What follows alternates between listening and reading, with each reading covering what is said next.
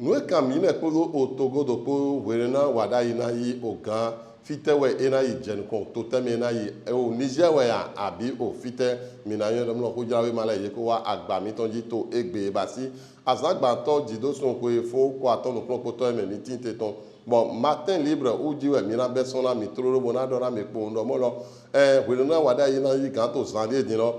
nous camine pour au Togo de pour Fitewe Jona Besson. Au Niger, où on a besoin d'habiller au fite. Bon, à la matin libre, et wade au tiani kodo au wada ekosin au yedo au filemon. Bon, mi ton son fine trop minayi au gaskiani info dinawi. Gaskiani info ou wato di dodo egbe do mono au wede kwanta au Eric Ogunete kodo e ni nure ni achade pona e ni o tohodogbe les démocrates on a un mono yedo aussi kon godo to somo bon nure ni achade wedo odudeji mon canton gaskiani info wedo ene matinal we wato di dona mi egbe kondo mono matinalement no yeme churopo we ye bedo bosu ndomo do ayodo no ejoto epe ni robo ye flom yodo glora o nyonu de bodo e jajo turo yeme churopo ni no ye be do oyin o ganpa me din we bo e o ya ina do we ton o fraternité uji mina ina wa ko bodo do mo wo din o e wa mo fide no sasima telemo sima mateto o chovu de pepe mi amo bo yo de yin o to vile din o ye to sima din bonado wazon sigba ye ma mo ene pe de pepe amo bon le potentiel wo wa le ko wa din bo ado mo lo nu joto epe ni lo o gbeto do propo churopo wo ye be bo sundo gbangban mo bo ara wa e wa yi lalo kodo mi po bo wa to di do to lalo don din lo o yo me vi ropo wo mo ba matin to din mo bon et to so ba matin to ni alcool le potentiel ana mo nous mon canton demain bon nouvelle expression wo wa mi mo lo o huao to nu kona eyin o to vire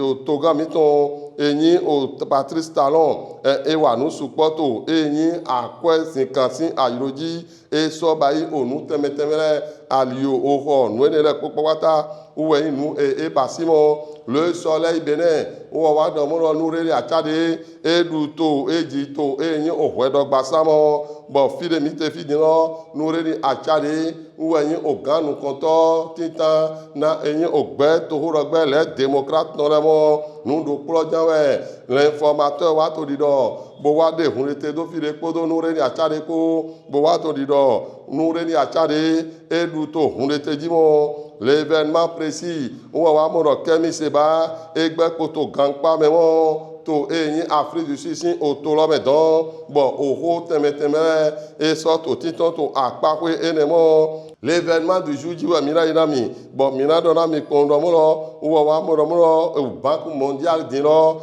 e wa konu de e gwalo na beneto bon ye to biba ile mo bon ala mo le béninois libéré wa mo lo o to ble buroko din yin beneto ton to vire ko pata ye to awule bonado waite bonado dondo eyin o to gan mi ton Patrice Talon to o soye na ho do ayin dom lo so o eyin o jigbezan eyin o to gan Patrice Talon ton bon mina do ne do ni beaucoup do joyeux anniversaire ni kudo o jigbezan eyin te ka yin so de jajan lo ara somo o miuleto o kanji boaso hen kon wi awe to e ana so ko hojirawe male bo vijira ndo ni so